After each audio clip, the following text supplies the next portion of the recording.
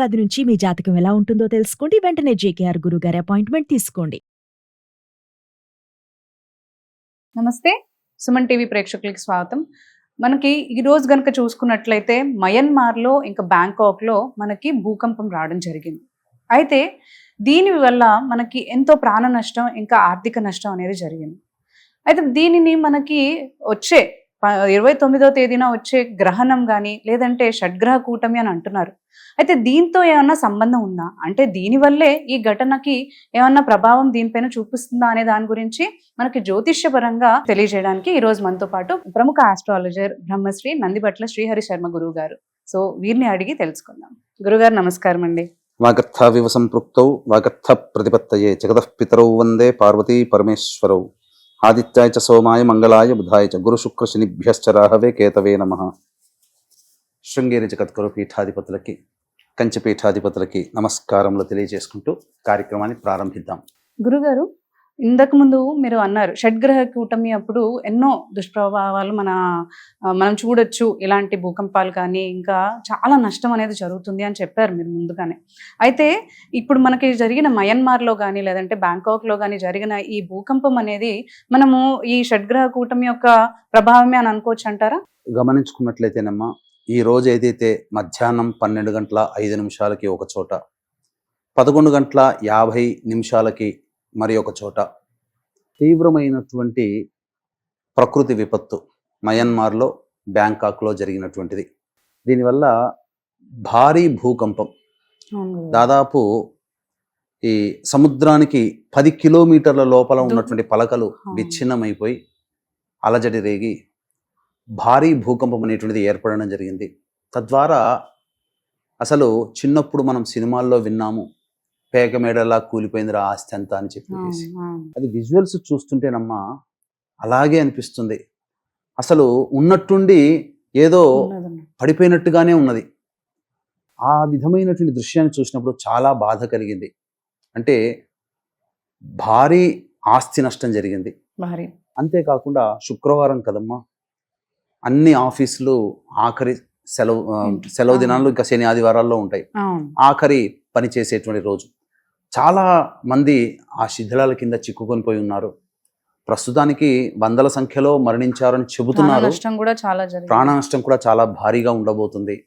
ఒక రకంగా చెప్పాలంటే చాలా బాధాకరమైనటువంటి విషయం. అంటే మన ప్రదేశంలో, మన భారతదేశంలో సంబంధించినటువంటిది ఎటువంటి అంత విపత్తు జరగకపోయినా మనకి ఆనుకొని పక్కనే ఉన్నటువంటి దగ్గరలో ఉన్నటువంటి బ్యాంకాక్, మయన్మార్ దేశంలో ఇటువంటి జరగడము చాలా విచారకరం. రిక్టర్ స్కేల్ మీద దాదాపుగా 7.7 నమోదైందమ్మా. అసలు 7 రిక్టర్ స్కేల్ మీద 7 వచ్చింది అని అంటేనే భారీ భూకంపం అని శాస్త్రవేత్తలు చెబుతారు. అయితే ఇప్పుడు వచ్చినటువంటి ఈ విపత్తుకి ప్రకృతిలో జరిగేటువంటి మార్పులకి కొంత కారణం చెప్పవచ్చునమ్మా, అనుసంధానం కనుక చేసుకోవచ్చు. అందుకనే పూర్వకాలం నుంచి కూడా అనాదిగా మన సనాతన ధర్మంలో జ్యోతిష్య శాస్త్రం ఒక భాగం. ఈ జ్యోతిష్య శాస్త్ర ప్రభావము, సిద్ధాంత గణన ప్రభావం చేత కొన్ని గ్రహాల యొక్క కలయికలు అనేటువంటివి ఏర్పడినప్పుడు భవిష్యత్తులో జరిగేటువంటి ఇబ్బందుల్ని ఆ గ్రహాల కలయిక ముందుగానే సూచిస్తుంది. 2 గ్రహాల కలయిక, 3 గ్రహాల కలయిక, 4, 5, 6, 7 గ్రహాల కలయిక, ఆఖరికి 8 గ్రహాల కలయిక అనేటువంటిది ఉన్నప్పుడు కూడా రకరకాలైనటువంటి విపత్తుల్ని సూచిస్తుంది. మనం చూసుకున్నట్లయితే మంగోలియా దేశాన్ని పరిపాలించినటువంటి చెంగిజ్ ఖాన్ అష్టగ్రహ కూటమి ఉన్నప్పుడు జన్మించాడు. తద్వారా అతనొక్కడు ప్రపంచంలో వినాశనానికి కారకుడయ్యాడు కదా యుద్ధాల వల్ల, చెంగిజ్ ఖాన్. ఈ విధంగా చూసుకున్నట్లయితే ఇంతకు ముందు మన ఈ సుమన్ టీవీ ప్రసార మాధ్యమం ద్వారానే కొన్ని రోజులుగా, అంటే వారం రోజుల క్రిందటనే ఈ షట్ గ్రహ కూటమి గురించి, భవిష్యత్తులో వచ్చేటువంటి విపత్తులు, సూర్యగ్రహణము అనేటువంటి దాని గురించి కూడా మనం తెలియచేయడం జరిగింది. అయితే మనం శాస్త్రంలో ఎప్పుడు చూసుకున్నా కానీ ఒకే నెలలో 2 గ్రహణాలు గనక సంభవించినప్పుడైతే ఖచ్చితంగా ప్రపంచంలో భారీ ప్రాణ ఆస్తి నష్టం అనేటువంటిది జరుగుతుందని మనకు శాస్త్రం ద్వారా మనకు చెప్పబడి ఉంది.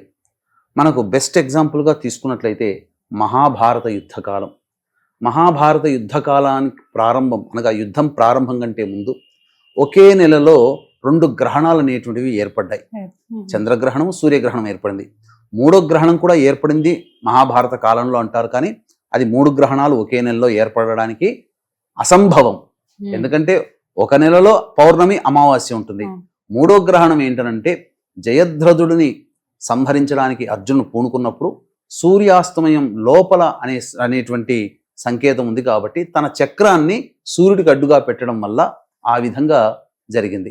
అందువల్ల సూర్యుడు కొంతకాలం పాటు కప్పివేయబడ్డాడు. దాన్ని 3వ గ్రహణంగా మహాభారత యుద్ధ కాలంలో చెప్పుకున్నారు. అయితే ఇప్పుడున్నటువంటి దానికి చూసుకున్నట్లయితే ఫాల్గుణ మాసం పౌర్ణమి రోజున చంద్రగ్రహణం ఏర్పడింది. అలాగే ఇప్పుడు ఈ సంబంధించినటువంటి అమావాస్య రోజున సూర్యగ్రహణం ఏర్పడబోతుంది రేపు. అంటే అమెరికా లాంటి కొన్ని ప్రదేశాలలో ఏర్పడబోతుంది. అలాగే షట్గ్రహ కూటమి కూడా 29వ తారీఖు రాత్రి 10:32 శని భగవానుడు మీనరాశిలోకి సంచారం చేస్తాడు. ఈ కారణం చేత అలాగే అమావాస్య, షట్గ్రహ కూటమి, సూర్యగ్రహణము ఇవన్నీ వెరసి ప్రపంచంలో అంటే ప్రకృతి పరంగా కొన్ని విపత్తులు అనేటువంటివి వస్తాయని చెప్పేసి గత వారం 10 రోజుల ముందుగానే మనం ఈ ప్రసార మాధ్యమంలో చెప్పాము. తద్వారా అది ఇప్పుడు విపత్తు జరిగింది కాబట్టి వచ్చి మనం చెప్పడం అని కాదమ్మా, ముందుగానే హెచ్చరించాము. కాబట్టి మన భారతదేశం ఏందనంటే కొంతమంది ఎక్కడో ఉంటారో ఆకతాయి మనస్తత్వం కలిగిన వాళ్ళు, కానీ అందరూ కూడా సనాతన ధర్మాన్ని పాటించే వాళ్ళు, ఎప్పుడు కూడా నిరంతరము దేవతా ధ్యానములో ఉంటుంటారు. కాబట్టి భారతదేశము చాలా మటుకు రక్షింపబడుతుంది. కానీ భారతదేశం కూడా విపత్తులు ఎదుర్కొన్నది. అదేంటో ఏ రకంగా విపత్తులు ఎదుర్కొందో మనం ముందు మనం తెలుసుకుందాం. ఇక ముఖ్యంగా ఈ షడ్గ్రహ కూటమి ప్రభావం అనేటువంటిది ఒక నెల రోజుల ముందు నుంచి ప్రభావం ప్రారంభమై, అనగా చంద్రగ్రహణం కూడా ఉంది కదా. కాబట్టి ఈ షడ్గ్రహ కూటమి ఏర్పడడం కంటే రోజునే నెల రోజుల వ్యవధిలో 2 గ్రహణాలు ఉన్నాయి కాబట్టి నెల రోజుల నుంచే దాని ప్రభావం ప్రారంభమైంది. తత్కారణం చేత మనకు ఒక ఇస్లామిక్ కంట్రీలో సామూహికమైనటువంటి మారణ హోమం జరిగి బాంబు దాడి జరిగి దాదాపుగా వందల సంఖ్యలో మరణించారు ముస్లిం మతస్థులు. అలాగే అనేక దేశాలలో అంతర్గత పోరాటాల వల్ల చాలా మంది చనిపోయారు. కాలిఫోర్నియాలో కూడా కార్చిచ్చులు కూడా చెలరేగాయి. ఇవన్నీ కూడా ప్రకృతి విపత్తులు కదమ్మా, ఎక్కడి నుంచి వచ్చాయో తెలియదు. అంతేకాకుండా అమెరికా కూడా విక్టిమ్ అయింది. టోర్నడోల రూపంలో దాదాపు 100 మందికి పైగా మరణించడం జరిగింది. భారీ ఆస్తి నష్టం జరిగింది. కానీ విని ఎరుగునటువంటి భారీ ఆస్తి నష్టము, జన నష్టము ఈ సంబంధించినటువంటి 10 రోజుల వ్యవధిలో జరిగింది. అదంతా ఆ భారీ టోర్నడోలు అమెరికాలో, అలాగే కాలిఫోర్నియాలో అగ్నికీలలు, అలాగే ఒక ప్రార్థనా మందిరంలో చేసుకుంటుండగా ఈ బాంబు దాడి జరిగి 100 మంది, ఇవన్నీ ఘటనలు మర్చిపోకుండానే బండి తేరుకుందే రూపంలోనే మయన్మార్లో బ్యాంకాక్లో భారీ భూకంపం జరగడం ఇది సంబంధించినటువంటి విపత్తుగానే చెప్పవచ్చు. ఎందుకు జరిగింది అని అంటే మనం చూసుకుంటే ఈ జల ప్రళయం అనేటువంటిది జరిగింది కదమ్మా. అంటే జలరాశి మీనరాశి, ఈ మీనరాశిలోకి 6 గ్రహాలు వచ్చి చేరుతున్నాయి. ఈ మీనరాశ్యాధిపతి అయినటువంటి గురువు రోహిణీ నక్షత్రంలో వృషభ రాశిలో స్థిర రాశిలో ఉన్నాడు. కానీ అలాగే కుజుడు స్తంభించి ఉన్నాడు. కుజుడంటే భూమికారకుడు. అట్టి కుజుడు స్తంభించి ఉన్నాడు మిథున రాశిలో. ఆ కుజుడు పునర్వసు నక్షత్రంలో ఉన్నాడు. పునర్వసు నక్షత్రాధిపతి గురువుకు సంబంధించినటువంటి ఒక రాశిలో ఈ గ్రహణం, మీనరాశిలో గ్రహణం ఏర్పడుతున్నటువంటి కారణం చేత ప్రధానంగా మన భారతదేశ కాలమానానికి కనుక సరిచూసుకుంటే ఇప్పుడు ఈ రోజున మిథున లగ్నంలోనే ఈ భూకంపం ఏర్పడింది. కుజుడు స్తంభించి ఉన్నాడు, చాలా ప్రమాదకారి. కుజుడు స్తంభించి ఉన్నప్పుడు కొన్ని విపత్కర పరిస్థితులు అనేటువంటివి జరుగుతాయి. కాబట్టి కుజుడు స్తంభించి ఉన్నటువంటి మిథున రాశి అనగా మిథున లగ్నంలోనే ఈ యొక్క ప్రభావం ఏర్పడింది. కాబట్టి జలతత్వము, భూతత్వము, మిథున రాశి ద్విస్వభావం అంటే వాయుతత్వం. కాబట్టి ఇక్కడ జలతత్వము, భూతత్వము, వాయుతత్వము ఇవన్నీ కలిసి ఈ రకంగా మనకు ఏర్పడింది. తద్వారా కుజుడు భూమికారకుడు, భూతత్వం. భూకంపం అంటే మనకు అక్కడ భూమి మీదనే జరిగింది. కానీ దీనికి మూలం ఎక్కడో సముద్రంలో ఉంది. అందుకనే సునామీ హెచ్చరికలు కూడా జారీ చేశారు. జలతత్వం అంటే రాబో రోజుల్లో ఇంకా భవిష్యత్తు ఒక 2-3 నెలల్లో ఇంకా ఇటువంటి విపత్కర పరిస్థితుల్ని మనం ఎదుర్కోక తప్పదు. ప్రపంచవ్యాప్తంగా కొన్ని ఎదుర్కోక తప్పదమ్మా. గురుగారు, అంటే ఇది ప్రపంచవ్యాప్తంగా ఇవన్నీ చూస్తూ ఉన్నాము. మన భారతదేశంలో కూడా దీని ప్రభావం ఏమన్నా ఉంటుందంటారా? మనకు ఈ షడ్గ్రహ కూటమి ఏర్పడుతున్నటువంటి రాశి ఏంటమ్మా? మీన రాశి. అవును గురుగారు. మన భారతదేశానికి సంబంధించినటువంటి చూసుకుంటే మీన రాశి ఈశాన్య రాష్ట్రాలని సూచిస్తుంది. ఈశాన్య రాష్ట్రాలు అనగా ఈ మణిపూర్, మేఘాలయ, ఉత్తరాఖండ్, అలాగే అస్సాం, త్రిపుర, పశ్చిమ బెంగాల్, ఈ రాష్ట్రాలలో విపత్తులు అనేటువంటివి ఉంటాయి. మనం గనక చూసుకుంటే ఇప్పుడు ఉత్తరాఖండ్ చమేలి జిల్లాల్లో భూకంపం 3.2గా ఏర్పడింది. అలాగే మయన్మార్కి చాలా దగ్గరగా ఉన్నటువంటి రాష్ట్రము ఈ సంబంధించినటువంటి మణిపూర్లో కూడా భూకంప తీవ్రత 5 దాటిందమ్మా. కాబట్టి మరి ఇదే విషయం కూడా 10 రోజుల క్రిందటనే వీడియోలో మన సుమన్ టీవీలోనే మనం చేయడం జరిగింది. ఈశాన్య రాష్ట్రాలైనటువంటి ఈ మణిపూర్, మేఘాలయ, త్రిపుర, అస్సాం, పశ్చిమ బెంగాల్, ఉత్తరాఖండ్ రాష్ట్రాలలో ఖచ్చితంగా దీని ప్రభావం పడుతుంది అని చెప్పేసేసని ఆ విధంగానే జరిగింది. ఆ మణిపూర్కి అతి చేరువలో ఉన్నటువంటి దేశంలో జరిగింది. మణిపూర్కి అతి చేరువలో మయన్మార్ ఉంది. కాబట్టి మన దేశాన్ని గనక చూసుకుంటే మణిపూర్ని కేంద్రంగా మనం చెప్పాం. కానీ అతి కొద్ది దగ్గరలోనే ఈ మయన్మార్ దేశం ఉంది. అంటే మన జ్యోతిష్య శాస్త్రం అనేటువంటిది ఈ చెప్పబడినటువంటి అమ్మవారు ఇచ్చినటువంటి ఒక వాక్ అనుగ్రహమే తప్ప నా సొంత ఏ శక్తి అంటూ ఏమీ లేదు. కానీ ఇక్కడ నేను చెప్పొచ్చేది ఏంటంటే జ్యోతిష్య శాస్త్రాన్ని బేస్ చేసుకుని చెప్పినటువంటి మాట అక్కడ జరుగుతుంది అన్నప్పుడు మనం ఖచ్చితంగా జ్యోతిష్య శాస్త్రాన్ని శాస్త్రంగానే చూసి నమ్మాల్సిందే. దీనికి ఒక ఉదాహరణ, బెస్ట్ ఎగ్జాంపుల్ ఇదే. ఈశాన్య రాష్ట్రాలలో భూకంప ప్రకంపనలు ఎక్కువ అవుతాయి, సునామీ హెచ్చరికలు, జల ప్రమాదాలు జరుగుతాయని చెప్పి ముందే చెప్పడం జరిగింది. మణిపూర్కి పక్కనే ఉంది మయన్మార్ దేశం, ఎక్కడో లేదు, భారతదేశానికి ఆనుకునే ఉంటుంది. ఒకప్పుడు మయన్మార్ మన భారతదేశంలో భాగమే. దీనికి మనకి ఏమైనా పరిహారాలు ఉంటాయి అంటే ఆ జ్యోతిష పరంగా మనం ఏమైనా పరిహారాలు చేసుకోవచ్చు అంటారా దీని ఎఫెక్ట్ తగ్గించుకోవడానికి? ప్రధానంగానమ్మా ఏ సమస్యకైనా కానీ 2 రకాల పరిష్కారాలు ఉంటాయి. ఒకటి మానవ పరిష్కారం, 2 దైవ పరిష్కారం. మానవ పరిష్కారం అంటే మనుష్యులుగా మీరు, నేను అందరం కూడా మనకి మనం సొంతంగా చేసుకునేటువంటి పరిష్కారాలు. దైవ పరిష్కారాలు అంటే మంత్రం యొక్క సహాయం తీసుకునేది. దైవం మంత్రాధీనం, తన్మంత్రం బ్రాహ్మణాధీనం. కాబట్టి బ్రాహ్మణుల ద్వారా చేసుకోగలిగేటువంటి పరిహారాలు కొన్ని చేసుకోవచ్చు. ముందుగా మానవ పరిష్కారాల్లో భాగంగా చూసుకున్నట్లయితే కాలాన్ని శాసించేటువంటి వాడు ప్రస్తుతానికి కలియుగంలో కలవు చండి వినాయకో కాలభైరవ. కాబట్టి కాలాన్ని శాసించేవాడు కాలభైరవుడు. కాబట్టి కాలభైరవుని యొక్క ఆరాధన అందరూ చేయవలసిందే. ప్రతిరోజు కూడా 3 సమయాలలో, ఉదయం, మధ్యాహ్నం, సాయంత్రం, రాత్రి కూడా 4వ కూడా మనం పెట్టుకోవచ్చు. 4 సమయాలలో కాలభైరవాష్టక పారాయణం ప్రతి వాళ్ళు కూడా 3 సార్లు పాటించాల్సిందే. అలాగే ఈ భూమికి సంబంధించినటువంటిది కాపాడేటువంటి వాడు భూవరాహస్వామి. కాబట్టి ఈ భూమి ప్రశాంతంగా ఉండాలి అని అంటే ఆ వరాహస్వామి యొక్క అనుగ్రహం కూడా ఉండాలి. అలాగే ఆదిశేషుడి మీద ఈ భూమి నిలబడి ఉంది అని చెప్పేసి మనకు పురాణాలు కూడా చెప్పబడి ఉన్నాయి. కాబట్టి సర్పదేవత ఆరాధన. కాబట్టి సుబ్రహ్మణ్య భుజంగ స్తోత్ర పారాయణము, వరాహస్వామి అష్టోత్తరం ఒక్కసారి చదువుకున్నా చాలు. ఎవరైతే చేస్తారో మన కోసం కాదమ్మా, మనము మన సాటి మనుషుల కోసం. ఇక్కడ వాళ్ళు ఎవరో అక్కడ చనిపోయిన వాళ్ళందరూ కూడా మన వాళ్ళే అని చెప్పుకోవాలి. ఎందుకంటే ఈ సనాతన వసుధైక కుటుంబం మనది. మతాలు ప్రాంతాలు వేరు తప్ప అందరము ఒకటే. ఇప్పుడు మనకు రాలేదు కదా ఇబ్బంది అని చెప్పి మనం సంతోషంగా ఉండాల్సింది కాదమ్మా. పక్క ప్రాంతంలో జరిగింది, ఎంతమంది ఆస్తి నష్టం, జన నష్టం జరిగింది. కాబట్టి ఆ భయానక దృశ్యాలు గనక మనం చూస్తే చాలా బాధాకరమైనటువంటిది. ఎవరికి కూడా, పగవాడికి కూడా అటువంటిది రాకూడదమ్మా. కాబట్టి వీక్షిస్తున్నటువంటి ప్రేక్షకులు అందరూ కూడా కాలభైరవాష్టక పారాయణము, సుబ్రహ్మణ్య భుజంగ స్తోత్రము, వరాహస్వామి అష్టోత్తరము ఇవన్నీ కూడా ప్రతినిత్యం చేస్తూ ఉండడం. కాలభైరవాష్టక మాత్రం 4 సమయాలలో ప్రతిసారి 3 సార్లు చేస్తే కనీసము ఆ యొక్క ప్రభావం వల్ల ఈ భూమి శాంతిస్తుంది. భవిష్యత్తులో రాదు, ఇబ్బందులు అనేటువంటివి రావు. అంతేకాకుండా భవిష్యత్తు చాలా అంధకారంగా ఉండబోతుంది. ఇప్పుడు మనం అనుకున్నంత ఈజీగా ఉండదు. 2027 లేదా 2028వ సంవత్సరం నుంచి మొదలుకొని ఒక పుష్కర కాలం పాటు, అంటే 2040వ సంవత్సరం వరకు ఈ భూమి 3 వంతులు కోల్పోతుంది. జన నష్టం, జరుగుతుంది. ఇది భయపెట్టడానికి కాదమ్మా. వాస్తవం నాతో ఎంతో మంది అనేక సిద్ధ పురుషులతో సాంగత్యం ఉండి ఆ సిద్ధ పురుషులతో మాట్లాడినటువంటి విధానంగా వాళ్ళేమీ జ్యోతిష్యులు కాదు, కానీ భవిష్యత్ లో జరిగేటువంటి యొక్క ఇబ్బందుల్ని ముందుగానే తెలియచేయడం జరిగింది. ఒక రకంగా చెప్పాలి అని అంటే పెట్టరేగిపోతున్నటువంటి ఒక మతం పూర్తిగా తుడిచిపెట్టుకుపోతుంది ఈ 2040 లోపల. శిష్టరక్షణ దుష్ట శిక్షణ జరుగుతుంది.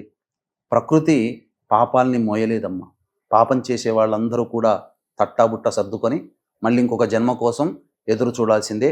2040 కల్లా చాలా మటుకు 1/3 వంతు మంది మాత్రమే మిగిలే అవకాశం ఉంటుంది. అన్ని ప్రకృతి విపత్తులు జరగబోతున్నాయి. కాబట్టి ఇకనైనా కానీ జనాలందరూ కూడా మారండి. ఎందుకనంటే పాప పంకిలమైనటువంటి జీవితాన్ని పెంచుకుంటూ పోయి ఈ పాప పంకిలమైనటువంటి మనస్సుతో ఉండకండి. దేవతా ఆరాధన చేయండి. నిత్యం మీ యొక్క గ్రామ దేవత కులదేవతని ఆరాధన చేయండి. అలాగే అవకాశం కుదిరినప్పుడల్లా దేవతా పూజల్లో పాల్గొనే ప్రయత్నం చేసుకోండి. మీకు అంతా కూడా శుభం జరుగుతుంది. గురుగారు, ఇప్పుడు మనకి ఇంత నష్టం, ఇంత ప్రాణ నష్టంగా ఆస్తిక నష్టం ఇవన్నీ జరిగాయి కదా మనకి, అంటే చాలా పెద్ద రేంజ్ లో జరిగాయి చెప్పుకోవాలంటే. అయితే ఇలాంటివి ఇంతకు ముందు కూడా మనకి ఏమైనా పరిస్థితులు ఎదురయ్యాయి అంటారా? జరిగాయమ్మా. ఎందుకంటే 2022 సంవత్సరంలో కూడా కొన్ని సంఘటనలు జరిగినప్పుడు దాన్ని బేస్ చేసుకొని, ఎందుకనంటే ఏదో ఇక్కడికి వచ్చి కూర్చున్నాము అని అంటే ఏదో నోటి మాటగా చెప్పడం కాదమ్మా, ఒక రీసెర్చ్ చేసుకొని చెప్పడం జరిగింది. 1940 సంవత్సరం నుంచి 2022 సంవత్సరం వరకు కొన్ని సందర్భాలలో ఒకే నెలలో 2 గ్రహణాలు అనేటువంటివి ఏర్పడినప్పుడు ఆ 2 గ్రహణాల ప్రభావం తదనంతరం ఏ ఏ సంఘటనలు జరిగాయని చెప్పి పూర్తిగా రీసెర్చ్ చేసుకొని వీక్షించేటువంటి ప్రేక్షకులు ఒకే నెలలో 2 అని అంటే జనవరి ఫిబ్రవరి మార్చి ఇలాంటి గ్రెగోరియన్ కాదండి. మన సనాతన ధర్మంలో జ్యోతిష్య శాస్త్రంలో చెప్పుకునే చైత్ర వైశాఖ జ్యేష్ఠ ఆషాఢ ఇలాంటి నెలలలో. కాబట్టి ఆ తేడాను గమనించండి. ఇప్పుడు నేను మీకు ఒక లిస్ట్ చదువుతాను. మచ్చుకి కొంత లిస్టేనమ్మా. ఒకే నెలలో 2 గ్రహణాలు. ఇప్పుడు మనకు పాల్గొన మాసం ఇప్పుడు కదా, ఇప్పుడు ఈ పాల్గొన మాసంలో చంద్రగ్రహణం ఏర్పడింది, సూర్యగ్రహణం కూడా ఏర్పడింది. ఇప్పుడు మనం పాల్గొన మాసాన్ని చూసుకొని 2 గ్రహణాలు వచ్చినటువంటి కారణం చేత కొన్ని ప్రపంచ దేశాల్లో ఏర్పడినటువంటి ఇబ్బందులు అనేటువంటివి మనం తెలియచేసుకున్నాం. కాబట్టి ఇప్పుడు అదే విధంగా ఒకే నెలలో 2 గ్రహణాలు ఏర్పడినప్పుడు ప్రపంచవ్యాప్తంగా ఎటువంటి ప్రాణ ఆస్తి నష్టాలు జరిగాయో మచ్చుకి కొన్ని సంఘటనలు మనకు ప్రసార మాధ్యమంగా తెలియజేస్తాను. 23 ఏప్రిల్ 1948 రోజున చంద్రగ్రహణం, అలాగే 9 మే 1948 రోజున సూర్యగ్రహణం. దీని ప్రభావం వల్ల ఇప్పుడు మనము ఇస్రాయిల్ సంబంధించిన దేశం కదా, యూదులు వీళ్ళందరూ కూడా మతస్థులు.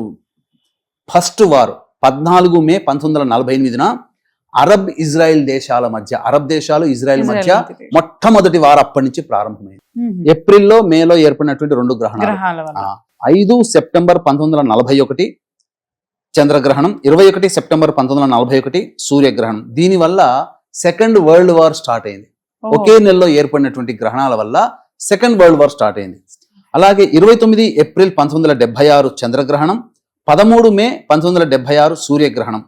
దీని ప్రభావం వల్ల ఎంత భారీ ప్రాణ నష్టం అంటే 28 జూలై 1976లో టంక్షన్, చైనాలోని ఒక టంక్షన్ అనే రాష్ట్రంలో భూకంపం సంభవించి 6,55,000 మంది మరణించారు. అలాగే 15 డిసెంబర్ 1982 సూర్యగ్రహణం, 30 డిసెంబర్ 1982 చంద్రగ్రహణం. దీనివల్ల 1983 సంవత్సరంలో జనవరి ఫిబ్రవరి మార్చ్ 1983 ఈ 3 నెలల్లో మన భారతదేశంలో అస్సాం తీవ్రవాదులు 545 సార్లు అటాక్ చేయడం వల్ల మన భారతదేశంలో 5,000 మంది మరణించారు. అలాగే 30 అక్టోబర్ 2005లో సూర్యగ్రహణం, 17 అక్టోబర్ 2005లో చంద్రగ్రహణం. ఈ కారణం చేత అక్టోబర్ 8, 2005లో కాశ్మీర్లో భూకంపం వచ్చి 1,00,000కు పైగా చనిపోయారు. అలాగే 30 డిసెంబర్ 2009 చంద్రగ్రహణం, 15 జనవరి 2010 సూర్యగ్రహణం. ఈ కారణం వల్ల హైతీ దేశంలో ఎర్త్ క్వేక్ వల్ల దాదాపు 2,00,000కి పైగా చనిపోయారు.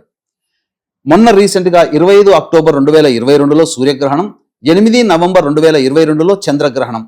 ఈ కారణం వల్ల టర్కీ, సిరియాలో భూకంపం సంభవించి 50,000 పైచిలుకు మంది చనిపోయారు. ఇప్పుడు కూడా పాల్గొన మాసంలో పాల్గొన పౌర్ణమికి చంద్రగ్రహణం, ఇప్పుడు సూర్యగ్రహణం.